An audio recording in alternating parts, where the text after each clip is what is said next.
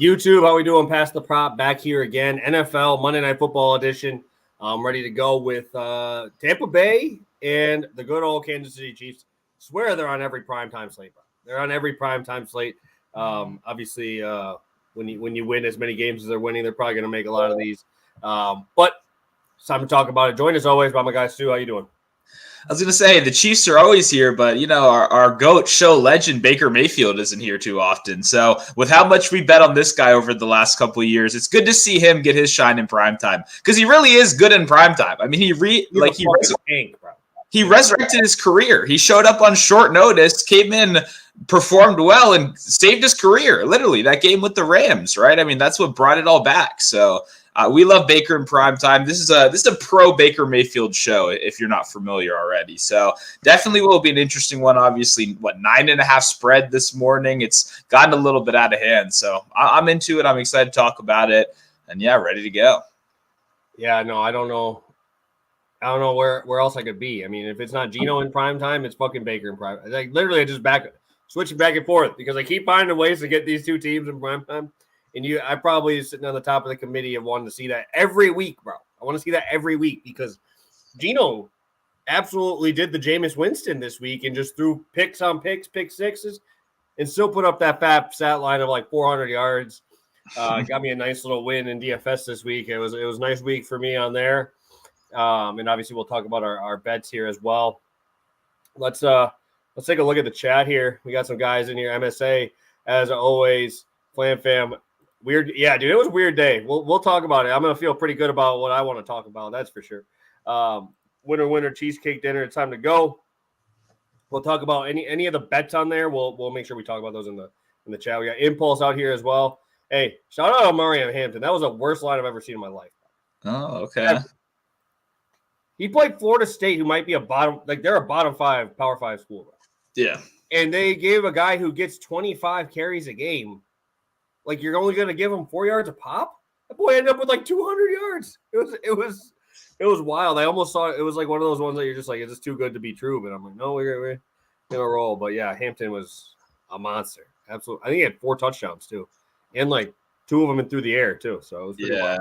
I was gonna say this year he's been my cheat code. Any game that they're not favorites in, you just take his receiving yards because they're not a good passing team. He's their whole team, right? It's also one of my favorite things to do in college football props. These workhorse backs that don't come off the field, they're normally not underdogs, right? On these good teams, they're normally favored. Take them in like the 4 or 5 games a year where they're actually underdogs. They're supposed to be in close game. They get like 3 checkdowns a game. It just never happens. Like Hampton's normally running 25 times a game. So definitely love that. Good cash right there. I got to be more tapped into your college football. I was, busy weekend. You missed it.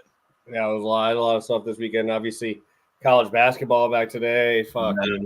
My entire week's flipped now. Like I used to have like a day where I'm chill. Fuck, now it's taking over. I'm a little lighter today just because I don't like betting these first early games. Like you don't know. Like there's so much up there. You can't really ladder much either unless you like ladder a spread. And these teams are already 40-point favorites in half these games. So it's like. It's different for college football because you can get those props on there, but it was pretty good. Let's do a recap. 2 hooks. Oh fuck, dude, just crazy, man. Yeah, I was gonna say my recap's not gonna be too pretty right here. I mean, this one, I feel like with the amount of people messaging me about it, I don't need to go into more detail. But Elijah Moore, 9 targets, could not get 4 catches. Jameis Winston in true Jameis Winston form, like true impeccable back in the day. You get your good Jameis, you get your bad Jameis. We got bad Jameis, unfortunately. And yeah, could not get he obviously should have went over here. Multiple called back. He drop after incompletion. It was a rough day for Elijah Moore. So no dice, ended up on 3. Yeah, dude, it's pretty bro. It was tough to watch because there was like an illegal formation and Moore catches a 20-yard catch. One of my biggest I had 2 DFS lineups, both of them in like the top 20s, and one of them had Elijah Moore that would have just broke my slate, bro. He would have broke it if he would have got literally anything. Obviously, Cedric Tillman does his thing. I talked about him. I think you were on a live there, and nobody else wanted to share that Cedric Tillman love, bro. I was on Cedric Tillman. That boy, thank God caught that fucking touchdown, saved my fantasy week because that was big. So, gotta love garbage time Jameis. He ain't coming out, bro. Like, that's the thing. Garbage time Jameis is it's like a mythical being, bro. Like, garbage time Jameis is, dude respects your money. And if he can't get all the way to his prop, he'll go down to the 20, throw a pick six so he get the ball back and then go get it. Because that's the only way the math would have worked out for him to get to his prop, bro. Because he still almost hit his freaking yards prop. It was like at the opening of the week, it was like low 230s, end up at mid 240s, and he ended up in the middle of 230s, and he was probably the worst I've ever seen him. So, yeah, it was tough. So, yeah, Dak really fucked me up this week, guys. Dak 225. Obviously, dude, I was loving where they were at because they were close enough where it wasn't a blowout, and the Falcons were just too deep covering. Everything underneath. Ferguson was getting his.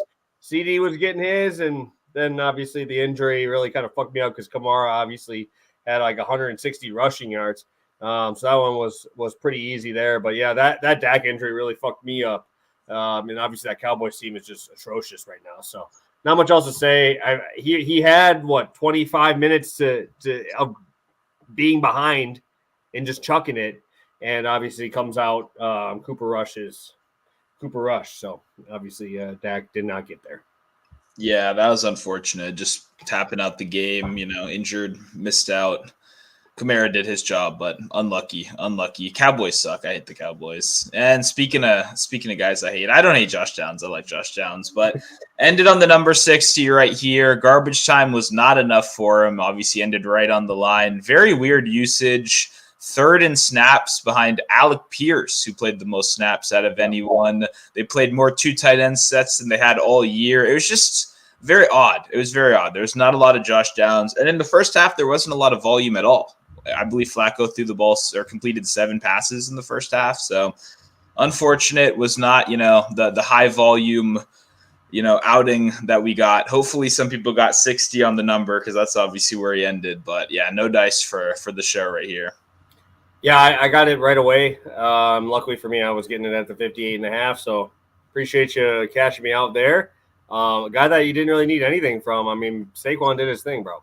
This is the reason why my DFS lineup went so well, because I had 3 lineups. 2 of them had Saquon, and the 2 that had Saquon went off because Saquon was like 5% owned because no one wants to pay for Saquon, bro. But Saquon is literally, dude, he's a cheat code, man. Like, just an absolute cheat code. I still can't believe they still gave us this number. Like, when you look at, like, Kyron Williams had a higher number than him by like 10 yards. I know. And crazy.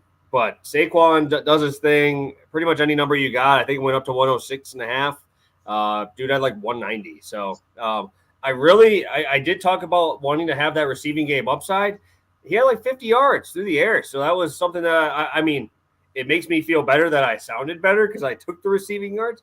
But I wasn't expecting like 6 targets like that. Yeah. That was a little bit of an anomaly. But Saquon obviously gets it down on the ground as well. So felt great about that one.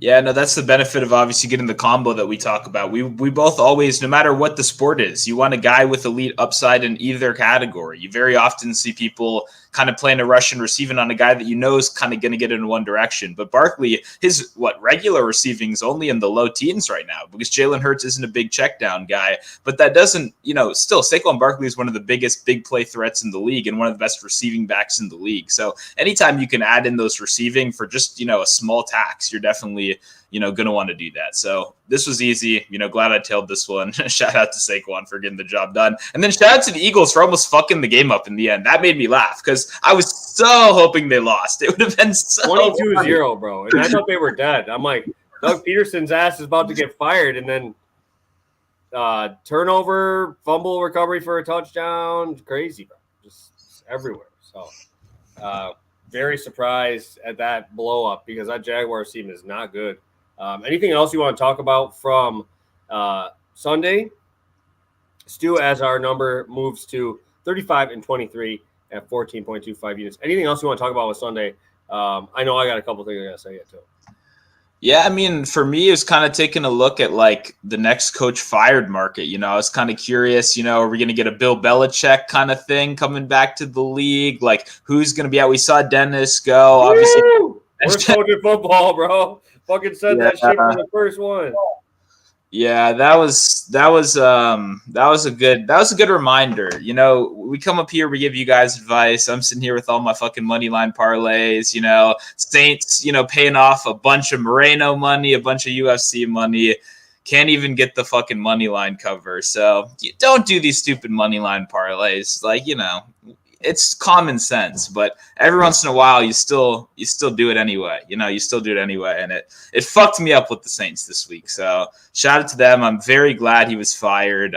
I don't know. I don't think we can fire Derek Carr technically.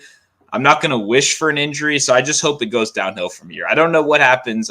We can't see any more Derek Carr. I'd rather see Hayner for the rest of the year because I tried to give fucking Rattler a chance, and he sucks too. So we got to go to Hayner. I said from the beginning, Spencer Rattler not going to do well. No, you were on that. The Saints are banned for the year. There's nothing those guys could do. I mean, they're actually the punishment is their own though. They're in cap hell. They have no good players. Chris Olave was just killed on the field last week. Like, they're in the worst spot of any team in the league. So, you know, let's just pretend they don't exist anymore. I would like to say that I have a few island guys that I was Mr. Gino. You know, I was on my island there. And in the chat last week, too, on Friday, I was getting my hate from betting them Carolina Panthers 7.5. Give me that 7.5. I don't trust the Saints, no matter who it is. 7.5 points. I actually bet it this time because I think I hit 6 in a row prior to this because I would just be taking these fat 7 to 10 point dogs, and they keep covering. I was not expecting a money line. I did not bet money line. I hate myself for it. I really wish I did. But I came on here, put my nuts out there for the Carolina Panthers, and shout out Bryce Young with a 45-yard pass this week. He had multiple 20-yard passes and some rushing yards, bro. This guy, I mean, he's taking up a little bit. Shout out Carolina. Give me that 8 points, baby. Cash another dog. 7. That's 7 in a row taking these fucking awful teams. Do you know who they play next week? I was going to say take the under. They play the fucking Giants in London next week. They actually win that game also. They're Bryce Young, baby. Bryce Young. They're 5-point dogs. Maybe you can keep it rolling next week. I don't know if the Giants should be 5-point favorites to anyone in the history of the league. So, hey, I will say my last thing. So I told you my 2 DFS lineups. One of them that made it to the top, I had Josh Allen. Shout out to the Bills coming through in that crazy game. The other one, guess who was my quarterback in that one? Big bad Danny Dimes, bro. Danny fucking Dimes had 0 yards, 0 passing yards at half. Yeah. And that motherfucker ended up with 28 fantasy points because that guy just scored 2 rushing touchdowns, just kept – dude, Malik Neighbors had 8 targets on 1 drive. That's fucking impressive. I don't care who you are. That's impressive, dude. Like, I was looking at his stat line, 1 catch for, like, 2 yards through half, and I'm like, damn, what's going on here? And then all of a sudden it's just like 7 catches for 48. I'm like, damn, bro, that was so fast. And obviously I had my Malik Neighbors mini stack with him, single on there, and shout out to him, man, because that was very nice. That was very nice. I you know, you got to do one of those crazy ones, and I'm like, I had a Jameis one last week. That was my best one, so I'm like, I think Danny Dimes going to run this ball a little bit. He just ran everywhere, bro. He almost had 100 yards, dude. It was pretty. I was going to say their whole team dominated Washington on the ground. I mean, people were complaining about Neighbors in the first half, but it's like if you watch the first half of that game, I mean, they were having success running the ball. Like, it's not like they were failing; they were running the ball well. So why stop doing that when it's working? So we've kind of noticed that all year. We bet against Washington's run defense. Definitely continue to do that, but Panthers' run defense isn't very good either. So we could see Danny Dimes, you know, continue running again next week. And yeah, I was wrong according to Shane. Germany, not London. Sent those guys over to Germany. So that's a little bit of a World War II punishment right there, I guess. You know, that's what you got. We're not sending the cream of the crop over there. You guys get to sit through a couple Panthers-Giants games. Unlucky. You know, maybe you'll get a Jaguars next year. Who knows what'll happen. Do you want to take my one last little mini victory lap here? And that is on all my best balls. Woo! They flying up this week, boy. Yep. Who was the number 1 guy owned in my best ball with a fucking 60%? Shitty Troy Franklin, obviously tied with him, but Mike Gesicki, bro? Little 30 piece for your backup tight end. I have so much Mike Gesicki, and I came on here and I'm like, first week, before it even started. I'm like, I'm unloading on him. He's my cheap guy. He's my last guy I'm taking. And my God, dude, I feel fucking good about it, man. That's all you need. He paid himself off already. He's already got 3 weeks where he's already made the lineup as your last pick, so he's already paid it off. You don't get many tight ends this year with 100-yard bonus, 2 tutties, bro. So shout out Mike Gesicki doing that shitty gritty, bro. Just keep doing your thing, though. My God, I love it. No, it's good to see. I bet on him too. I had his yards, and Eric All gets the first catch of the day, and I'm like, come on, what are we doing? And then from there, obviously All did get injured. Gesicki, was doing good before it, but now All is out for the rest of the year. So I think it's only going to get better for Gesicki. I mean, that was his main competition right there. So I mean, Gesicki just had a good week, but the party's not over. If T. Higgins is out again, especially, I mean, Gesicki could be a fantastic play again next week. So that's a well-earned victory lap because no one was really talking about Gesicki at all. He was just he was one of those bottom-tier tight ends that no one wanted anything to do with. So shout out to you for that one. Hopefully we can, bet on him a little bit next week. Oh, they're Thursday, actually. So we'll be talking about them pretty soon. Guys. Okay. Yeah, that could be a fucking show play on Thursday. Who knows? Pay attention. All I know, dude, is I was sucking to start because obviously I have, a decent amount of injuries in a lot of my leagues. I got Hawkinson coming back, Nick Chubb coming back. I was drafting all these guys and sitting in the middle. Now I start ticking up now that all my guys are healthy and Gesicki just adding in because tight end is such a tough spot to get to. So we have one game here. You got anything else to do? Are you ready to go?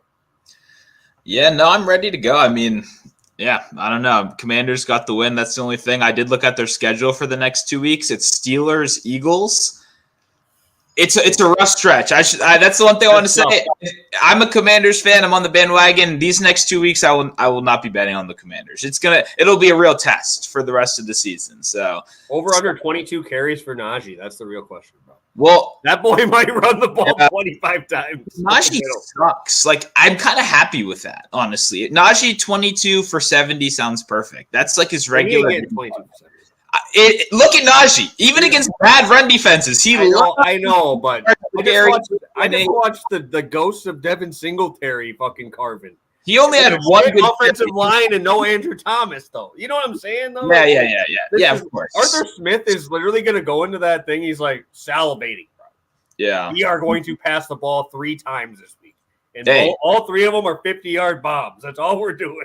Let's just see what happens. If Washington can go up 7-0, I would say next week, if you like Washington first quarter, take them early because if the Steelers get behind, it crumbles. But if the Steelers get ahead, I think it doesn't necessarily crumble, but like you said, Arthur Smith is just going to run 5,000 times, and I don't think they're going to be able to stop it. So did want to throw that out there. I was looking ahead, a little bit of a tough little stretch for my Commanders coming up here. Might be a good time to fade the steam a little bit after some nice wins. Yeah, no, we can talk about my Packers a little bit too. Obviously a tough game. I think they had like 8 drops.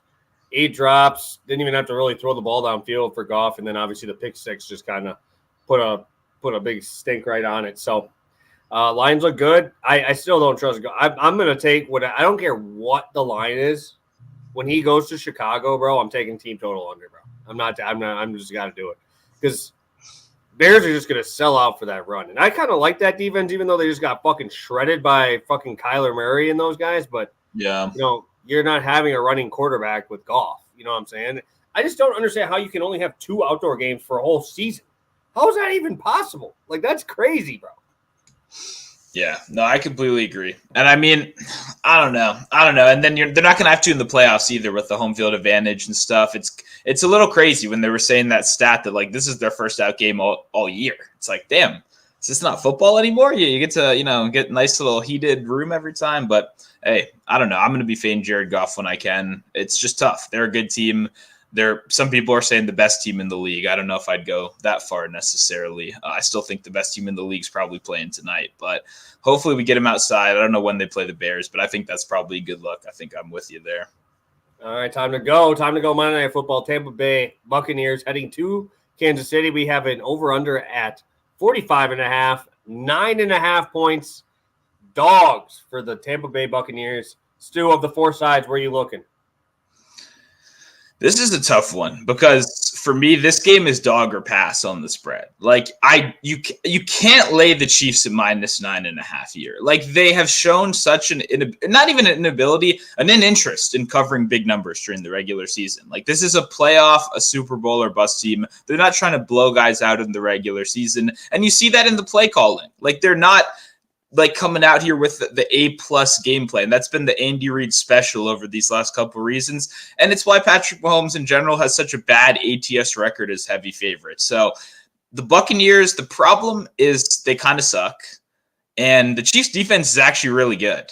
And the Buccaneers didn't suck, but they lost their two best weapons. They have multiple injuries on defense. Like, I don't think they're in a good spot right now to beat the Chiefs. I think if we got Week 1 Bucks versus Week 1 Chiefs, I'm into the Bucks as like an actual bet. It wouldn't be 9.5 for obvious reasons. Even at a 7, a 6.5, I would be into it. But I think enough has happened where I don't know what the Bucks can do to win this game. I think they can cover it, right? I think they can get within 10. I think they can make it close, but I don't think they can win. They don't have the skill position players to. Last week, Baker Mayfield got to drop back 50 times. It was comfy. Atlanta's one of the heaviest zone defense teams in the league. They can't get pressure on you, and they sit back and off coverage a lot. So what that allows, check down city. We're going to slowly march down the field. This is the opposite team. This is a team that plays more press coverage on the outside than any team in the league. So their corners are going to be right in your face. They're not giving you 5 yards to run those little, 5-yard digs or easy slants or anything like that. They're in your face the whole time. And then they're going to stack the box and blitz as well. They're going to make life difficult for Baker. So unless they can run the ball here, which if you've ever watched the Tampa Bay Buccaneers in the Rashad White era, they haven't really been able to do that. Bucky's looked a lot better recently, but he's only getting 8 to 10 carries a game. So I don't see the Bucks winning this game, and I don't like laying dogs that I don't believe can actually win the game. I think that's kind of, a little core thing to keep in the back of your head always. So dog or pass, I really think the Chiefs is kind of unbettable at the spread right now, but I'm not confident in the Buccaneers. I don't think they can get enough going on offense. And normally it's obviously the Chiefs offense that everyone, applauds, but I think the defense here and how they match up with this Buccaneers team without any skill position players is just going to make life really difficult for the Buccaneers. And it's going to make them hard for them to score points. So if I had to take one of the 4, it'd probably be the under, honestly. I think the Chiefs beat them up. I don't know if the Buccaneers can score enough points. So staying away from the spread, I would lean under on the total. Yeah, this is a tough spot for me to want to bet either side, just because it would scare me a little bit late with Baker with no weapons and stuff like that on the backdoor cover, because he has looked good even without him last week. I don't know. I think I might lean the over, honestly. I just don't think Tampa Bay is going to stop them. I just hope the Chiefs just say, hey, let's just stop running Kareem Hunt 28 times in the back of the fucking middle of them. You know what I'm saying? Like what they're doing. Like, I agree with you. But they generate the least amount of explosive plays in the league this year. The freaking Panthers have more explosive plays through the air than they do. Like, Bryce Young, baby. Andy Dalton in reality got a couple of those. Bryce got 1 now. Okay, let's not get too crazy. But it's just, I don't know why. I think it's the regular season. I think them not wanting to get too deep in the playbook, but it's how they're playing. I would agree with you if Patrick Mahomes was chucking, because the secondary sucks and the rush defense is actually the good part of the Buccaneers defense. But I still think Kareem Hunt's going to run the ball 20 times for 70 yards again tonight. My biggest thing here though is just, I'm going to talk about it obviously in my breakdown of my prop, but the Tampa Bay defense in the first half so far on the road is the worst defense in terms of points allowed. Like, these guys get shredded, bro. They get shredded. So I'll talk about that part in a little bit, but honestly, would you be surprised Chiefs get up 17-3 and then it's just Chuck City? You know what I mean? Like, where Tampa Bay takes 2 minutes for a drive, gets all the way down the field or whatever, turns the ball over and it's a short field. That's where I kind of see this, because I think that they're going to just – you got to abandon the run in here, bro. Chris Jones is going to eat him for lunch, bro. Whoever is running the ball is going to get smoked in the backfield. So let's just let's get to these props because I know we are I wouldn't say pretty similar, but we're in the same realm. So I'll let you take it away here, Stu. And then we'll get to some of the questions that I see some props in the chat. Sounds good. Yeah, I'm going to one. I mean, if you've been watching the show for a couple of years, this is not new to you. We're going Rachaad White over 3.5 receptions, -120. He did just sell our long shot last week. We had him for 40 receiving yards, ended at 38. Just missed a nice little plus 300 payout right there on the show. But it's okay, Rachaad. I forgive you. We're going to go back to the well. We're going to get a chance to make up for those grievances today. And I think 3.5 receptions is a good price because I understand you look at the game last week and you go, well, hey, this Bucky Irving guy, he looks like he might be better than him, which I think is probably true. He just had more catches than him. He might even have more like, is this the new running back one? And I wouldn't blame you for thinking that because I do think as we've said enough this show, Bucky Irving's going to continue to eat away at that role because I think he's the better player. But I've also been a fan of Bucky Irving since college. I've been betting on him since then. He was never like the 25 carry a guy grinder. He was like a fairly efficient back, not, a guy that can be a 1A and a 1B, right? That can give you that efficient, 12, 13, 14 carries. I don't think their plan was ever to have him in a super high volume role. And we saw it as much last week, even with, Bucky Irving's having a good game. He had more catches than Rachaad White. In that game, he ran 10 routes. That's it.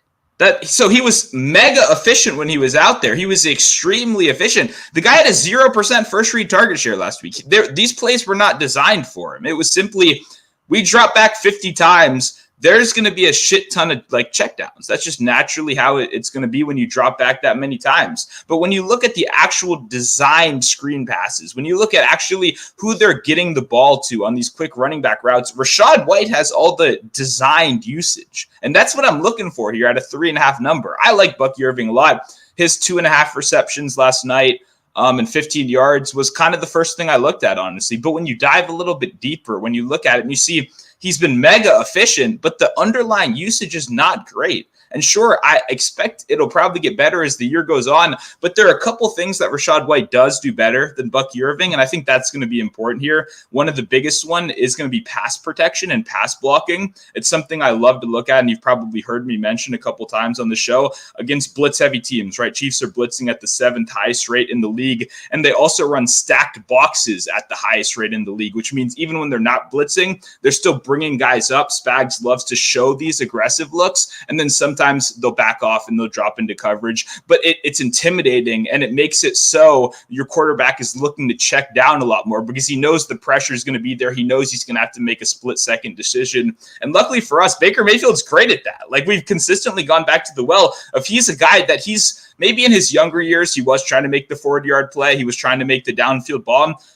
Whatever these offensive coordinators have told him over the last couple of years, he's been more than happy slowly marching down the field, taking the checkdowns, not being too greedy. And that's really been a lot of the success behind this team. And now, once again, already talked about it, but no Godwin, no Evans. Like, the Chiefs are legit. They are a good coverage unit. They are a good defense right now. They're a top 5 defense overall. Like, when your quarterback is kind of in a rougher spot and he's going to be likely trailing, he's not going to have as many options. You got to think, like, logically, what's going to be a result of that? And those easy screens, let's just get 2-3 yards on first down. Let's try to keep the ball moving. I think that's going to be what we turn to a lot more. And I think Rachaad White at 3.5 receptions, crushed this number in back-to-back games coming in.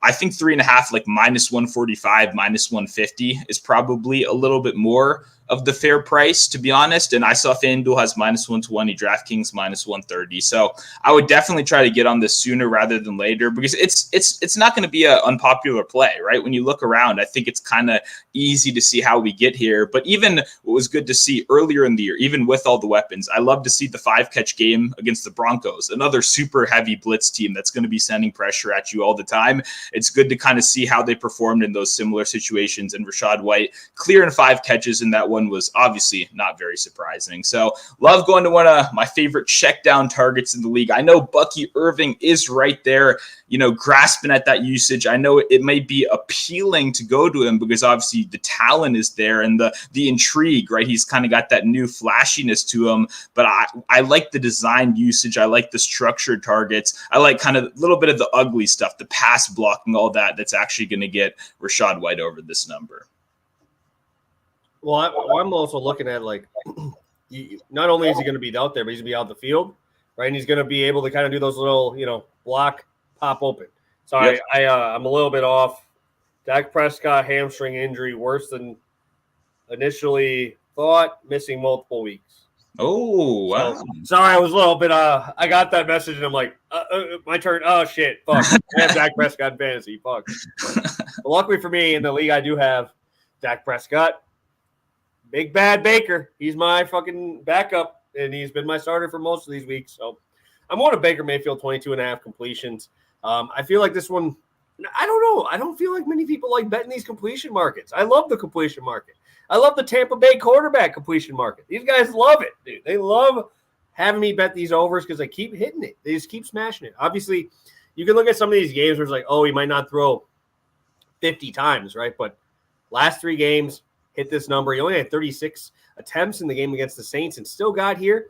Obviously, I respect this Kansas City defense, right? They're a good defense. They're at home. They're phenomenal. And I just told you guys, the Tampa Bay defense right now is giving up 17 points in the first half away from home.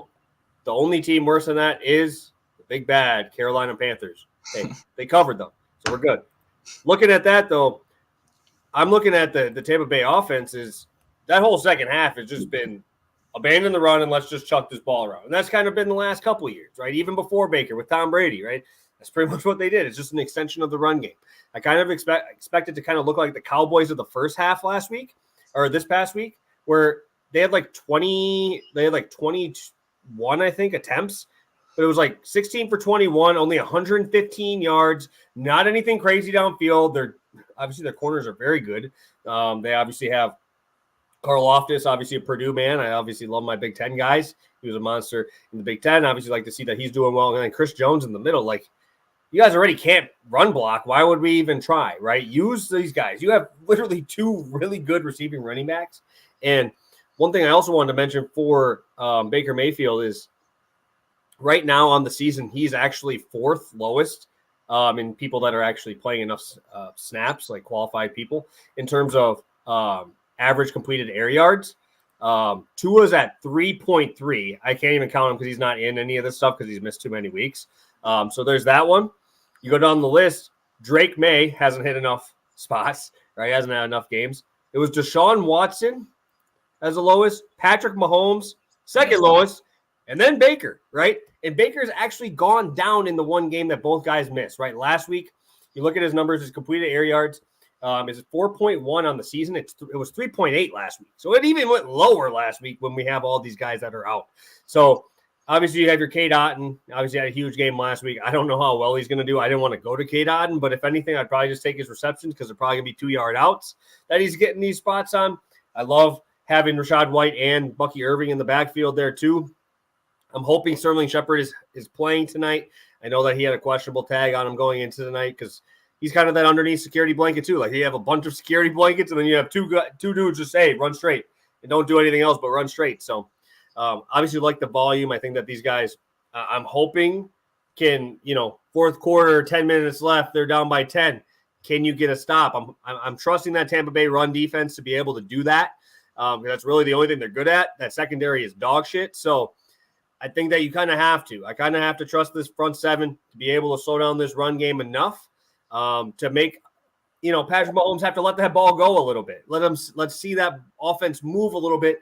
Give me a little more time with the ball in Baker's hands. And that's why Baker's been getting into these shootouts because their defense can't stop anybody in the passing game. So I want to go to Baker. I trust him the most of any of these guys out here today. And Baker loves the money, man. Baker's a primetime guy. He's going to make something happen. And I'm really excited to watch Baker again in primetime, even as a 10-point dog.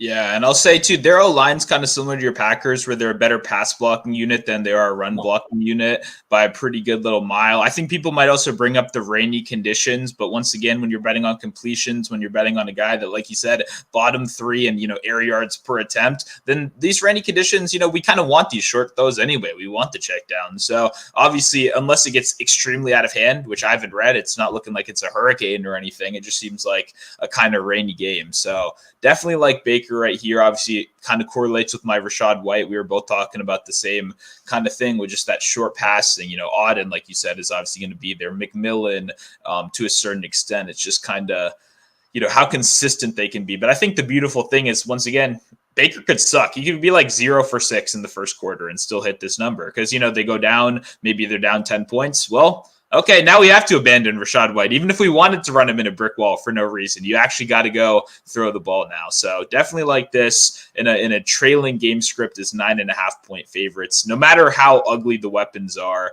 it should definitely be check down city. Yeah, man, I know it's tough to look at. When you look at these defensive rankings for the Chiefs, pretty much everything, they're towards the top of the list. But, you just gotta see how that game plays out, right? You got to think about how the game's going to play out. And, I mean, what are the odds that these guys even win, right? That Tampa Bay wins this game is pretty slim, especially in Arrowhead. So, but, again, we say it all the time. When it's raining, you know where you're going. The defender doesn't know where you're going, right? You have those options there. So, obviously, they want to just get the ball in the skilled player's hands, make something happen. So, really like this spot. Let's get to some questions. We got some questions in the chat already, so let's take a look. I know Impulse talking about Bucky Irvin there. 2.5 catches at even money. I think Stu did talk about just the efficiency that's been there. I think he could still do that. I definitely think he could do that. But I know that you kind of talked about it. I did see he only ran 10, 11 routes. That's pretty crazy. Yeah, exactly. I'd probably rather go yards than I would receptions with him just because he's, I think, very talented and can make plays. But my first, I played a little 5-pick underdog first look play last night, and both running backs were on it. I do think both running backs are going to go over their receptions number. I just think there's more of an edge on Rachaad White himself because I think he has more guaranteed volume. So don't hate it, but, not my favorite. Yes, sir. Yes, sir. Impulse also bringing up Harrison Butker. Are you looking at this anything at all, or I don't know. I mean, I'm never looking at it. You just caught me off guard. Sorry, I'm never looking at field goal. I tried to look once. Both the props I looked at them. They were minus 160. I was like, okay, this is stupid. If field goal kicks are, why am I even looking at this? So maybe Bucker's a good kicker, and I don't know. I don't even know how you handicap this. Butker's a good kicker, so I'd lean over. They're not an aggressive team as much during the regular season, but hey, Andy Reid still loves to go for it, especially if they're up 10-0. He'll go for it on 4th and 4, which can be a little bit scary. So I don't know. Good kicker, probably goes over. That would be my lean, but I don't know what the odds are either. Yeah, me either. Well, I got one more question here. Thoughts on Kareem Hunt's rushing attempts? I know we've talked about this. Any thoughts here? I don't want it to go over. I would rather go under, but I mean, we've seen Andy Reid stick to the script. So what's your thoughts here, Stu, on this one? This is a pretty big number, but can you even say it's big anymore? Because this dude literally does it every week. Yeah, I know. It's crazy. Dude's only been here for a couple weeks. He has 84 carries already from off of the couch. Not on another team's practice squad, not a backup. Off the couch, 84 carries. That's crazy. And to make that even crazier, 84 carries. He doesn't have a 15-yard run yet. 84 carries so far this year. No 15-yard runs. That's leading most of the time. So I don't know what the fuck I'm supposed to do with Kareem Hunt because it seems like they're still fine with this. Once again, not creating explosive plays. It doesn't matter. They're slowly going down the field and they're beating guys. So if it's working, I guess it's working. So I lean over, but I mean, I can't bet it. He's been so bad. The one I almost bet Carson Steele at 11.5. And I just can't, I bet him earlier this year. It would hurt too much. The guy's gotten fumbled immediately in 2 games and gotten insta bench. So I just think Carson Steele is a little bit better value. He only went 2 for 6 last week, so he wasn't super involved. But another week back, hopefully earning a little bit more trust. Once again, 84 carries. You can't break off a single 15-yard run. That's so crazy to me, man. I can't back a guy that's been that bad. I'd rather look for value in the backups. I'm just worried. What if Clyde Edwards-Helaire comes out of nowhere? What if Samaje Perine steals? I don't know. The RB room's so ugly, but I'll probably have $25 on some Carson Steele in some way or another tonight. Yeah, in his defense, I think he's probably gotten 30 of those carries with 9 dudes in the box because they've been beating the shit out of teams and they're just winning and they're just running field goal block from Madden and and Andy Reid still won't throw the fucking ball. So that I'm not a Kareem Hunt stan or nothing, but I did watch a few of those games, and this dude's literally running into 9-man boxes and still won't check out of it. So, I had to give him a little bit of a little slack there, even though he probably didn't deserve it. So, anything else, Stu? Here, I don't think I see any other questions here. We can just get right to the recap then. Yeah, I saw someone asked about the Tua rule. Laterals, they mess you up. If it goes backwards, you get messed up. I had Lad McConkey a little bit too. I know some people had a 70 yards. He went back 6 to 656. So from my understanding, if like Tua got the under betters won because Tua went back, but I'm not 100%. I didn't bet Tua, so I don't know 100%, but it seems like everyone should have cashed if you had the under, and if you had the over, it's probably the worst beat of the season. I don't know if you saw, but the lateral stuff obviously made him go backwards. So I don't know. I know my guy Ladd. That's the only one I was paying attention for because I had Ladd 80 yards on the show and he was at 70 and he went back 6 yards on that lateral. And I was worried he was going to actually go back under my regular yards total, which he didn't end up doing, thankfully. Ken bringing a question here at the end as well. Kate Otten, too obvious for yards. I'm sticking with my Baker bet. I like that one a little bit better just on the completions market. I mean, he's going to be out there. He's going to be chipping. He's going to be on those underneath routes. I just think I lean completion or completions. Yeah, I mean, once again, the receptions is what I'd look at first just because it's those short passes, but it's 4.5 minus 185. So, like, if it was minus 130, okay, I could be talked into that, but minus 185 is like unplayable. You know, he's in that Jake Ferguson price range where it's like you like the guy, you like the matchup, and then you see that 5.5 number, and you're like, well, I don't really want to bet him at like the Travis Kelce number. You know, like I'd like to get him at a little bit better value. So I think the problem is it's not too obvious. I just think the value gets kind of sucked out of it when Cade Otton's the number one option on a team. Like then it's a little bit scary. So I lean over, but I'm not going to pull the trigger because I think the line's kind of caught up. Yeah, and also you have how many other dudes that are kind of playing for those same yardage routes, right? I mean, they're all kind of in that little 6 yards of the line of scrimmage. So just another thing to add on top of there. Let's get a quick recap in here, Stu. Sounds good. Starting out with Rachaad White, over 3.5 receptions, minus 120 over on FanDuel. Would play that one up to minus 140. Beautiful. And I'll be on Baker Mayfield, over 22.5 completions at minus 112. Ready to roll for today. Stu, you got anything else for the people? You got anything you want to talk about, like long shot wise? I don't really. There's not many things here that I would be wanting to bet on or long shot wise.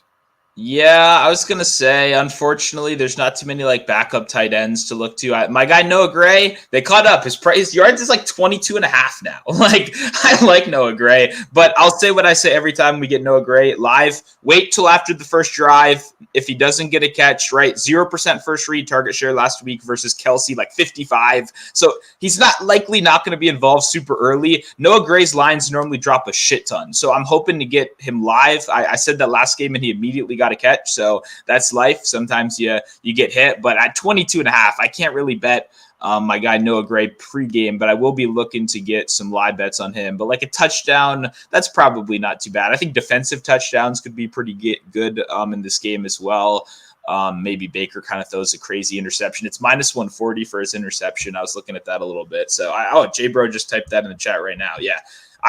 Almost even an official play kind of thing of like, can't find anyone, this Chiefs secondary is kind of aggressive, but I don't know. Baker's been pretty accurate. I don't really want to, at minus 145, I'm not really as into it as like, an even money kind of play or something like that. But I don't think it's a bad look at all. I just think maybe we get crazy. We do a defensive touchdown kind of thing instead.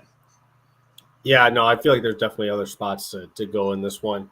I don't have a long shot. I'm probably pretty light on this with this game. With college basketball and NBA today. So going to be I'm going to be spread out a little bit on these. So I don't think I'll have any long shots here.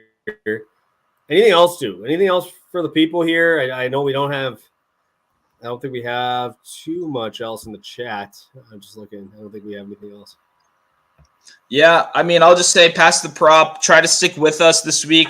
Make sure to follow us both on Twitter. The schedule might have to be amended a little bit. I'm going on a little mini trip to Puerto Rico, so I will be gone for like the end of this week through like early next week. So we'll see what happens. I don't know. Past the prop, I'm thinking Friday.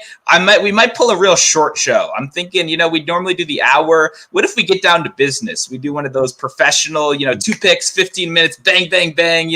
No funny business out here. We're serious. Analysts, something like that. But I don't know. Just make sure to follow us on Twitter so when everything goes live and stuff, because this is the one week the schedule might get a little bit messed up on my part. But hey, still got some winners. It's a great slate. I got to cram all my research in like today and tomorrow. So I already started watching back the games, and I'm already looking forward to next week's slate. So just be a little patient with us. Make sure you're following on Twitter, have those notifications on so you can see when things are going live. Yes, sir. Yes, sir. Yeah, no, we'll figure it out. You guys follow us on Twitter. We're usually pretty good at letting you guys know. Yeah, I think we'll be all right. Oh, last one. IG got in here last second. 35.5, longest completion.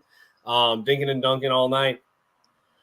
Again, I think the only reason I would be skeptical on those is just because if it is wet, like I said, the guys know where you're going, right? As a runner, you know where you're going. The guys playing defense don't know. So that would be the only thing I would be saying. The only reason I feel like that one could lose. Yeah. Also, the what do you call it? The Chiefs play the most cover 2 out of any team in the league, so they're playing the most. Like they're eliminating explosive plays. They're keeping the safeties back, so that's a good good look for the under. But I'm kind of with you. Like Baker's not a guy I look to target the under in this department. Even I get the great weapons help him out, but when you look at his wide receivers, both McMillan and Palmer were kind of deep ball guys in general. That's where they specialize more. Like if one thing does connect tonight, I think he probably lets a couple 40-yard, bombs fly today. I think at least one or two. So I'll probably stay away from the under, to be completely honest. But there are a lot of like solid reasons, especially with how the Chiefs are very, very good at slowing down explosive plays. Beautiful, beautiful. All righty, guys. Thank you guys for tuning in with us. We appreciate you. Still 40 of you guys in here still. If you guys could hit that like button, we would appreciate it. Hopefully we can keep rolling and getting some winners for you guys. As always, make sure you follow over on Twitter so you guys can see when we go live. As always, and we'll be back Wednesday for maybe a little bit of mixed NBA and NFL there for obviously a pretty good primetime game and obviously some big NBA slate too. So thank you guys so much for tuning in. We will catch you guys Wednesday, and best of luck on all your bets tonight.